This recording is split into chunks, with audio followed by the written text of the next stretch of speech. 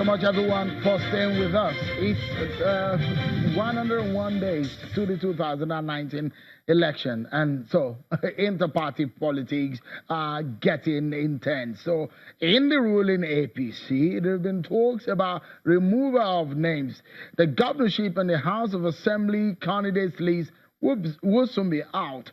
And a lot of people are saying they already know that their names were substituted despite the fact that they won the election. So that gets our attention on the program today.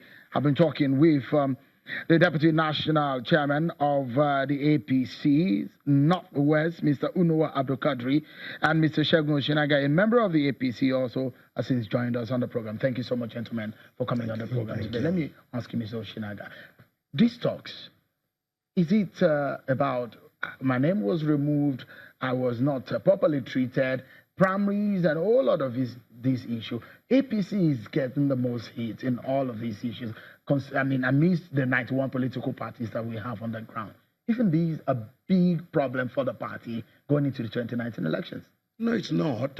Naturally, you will expect that a ruling party and a winning party, not just a ruling party, a winning party will have the most of these problems, because everybody feels like once you get the ticket, you are in, okay? So that's the number one. Number two is that it's not a particular problem for the APC. It's a general political culture limitations that we have in Nigeria. But a particular one for your party is the fact that accusing finger is against one man. The chairman of the party. Well, that's not surprising because each state governors, the problem we have in Nigeria is that most of our governors are emperors. I mean, the chairman said it. Most of our governors are emperors. They want to impose, they want to field all candidates, and they forget the fact that politics is an act of compromise. We've seen some of those who are not governors. Yesterday, we had a member of the House of Assembly in Edo State, where the chairman of the party comes from, saying his name has been substituted despite the fact that he won the election. He is not a governor.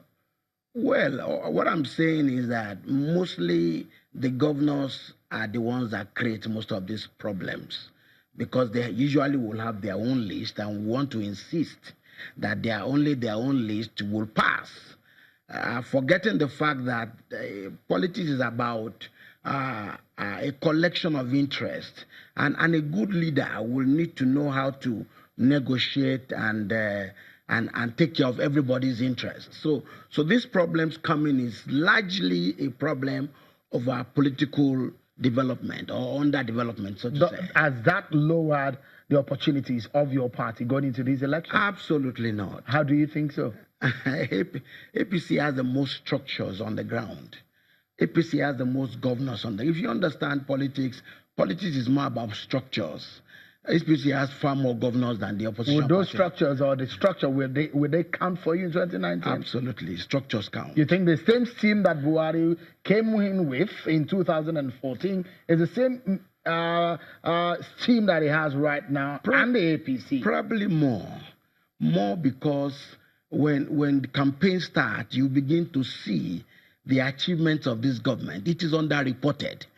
Let me tell you, in infrastructure, no government since 1999 has done what President Buhari has done in 3.5 years. No government since 1999 has accomplished in terms of social provision, infrastructure. Some of the critics of this government will also say that they've borrowed a lot of money, more than expected. Yeah, they borrowed, but you can see what they're not borrowing to pay salaries. Don't forget that part of that was the last used government. For recurrent. Part of the loans are used for recurrent. Well, the last government didn't do anything, but they were borrowing to share.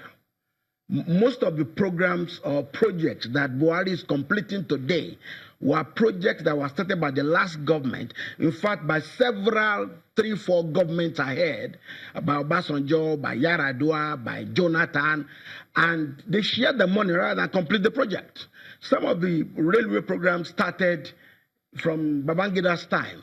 The Nigerian Airways pensions that are being paid have been held since 2003. And so if Buhari is borrowing, we can see what he's borrowing for. Past governments borrowed and they swallowed it. You can't find it. In fact, PDP raised billions of money for their national secretariat. It's still there. Let me ask Mr. Abdulkadir. You've lost 4 members in the House of Representatives today. Is that a bad signal for your party? A signal that something is wrong with your party? You see, this defection, it has nothing to do with about the goodwill the party has. Most of these defectors, those who feel not just aggrieved because they were not elected by their constituencies to be nominated by the party again, but some have issues, local issues with their own constituents. So the goodwill of the party is more of for the voters. At this moment, is when you are losing in the parliament, is when probably at the critical stage of running the government. You think all of this defection does not affect the fortune of your party? No, certainly. You lost the leadership in both chambers. PDP now controls the Senate and the House of Representatives. You see, there are issues, local issues with the parliamentarians or those who were elected from their constituents as members of the National Assembly or otherwise. And this is an election period. The constituents may probably want to nominate another person from the APC, for instance, and maybe the performance of that parliament is below average or is lower than their expectations. So they want somebody else to do it. And this varies from one constituency to the other. That doesn't affect the fortune, electoral fortune. Let me quickly ask you before I go to Mr. Oshinaga. In Zamfara, the governor is angry. He has issues with the party. In Kano State, there's allegations of money for contract against where your party thinks that it can get a lot of votes in Kano State. Isn't that a major problem? Yeah, there is a problem, but these are political gimmicks at times that arises because the governor of Zamfara is angry. He's angry probably of the process of producing candidates. Not necessarily he's angry with APC as a party, because like Zamfara is a solidly an APC state ever. So in Kano, your chances are not dented by the allegation against the governor. You see, what are the chances? What are the options? The process. All what we are talking is about the infractions in the process, and which is human, which is like my colleague was saying that. It does happen because of because of our time. Let's close this show now. Mr. Oshinaga, it looks so much that you're very confident. Absolutely. And we've seen this kind of confidence before. In 2014, we saw in the PDP at the time. Is this kind of the similar confidence that we saw in 2014 that led to the defeat of the PDP at the time? The dynamics of both situations are completely different. The dynamics of 2014 is completely different from the dynamics of today. I can tell you, you see, I have a way of putting it.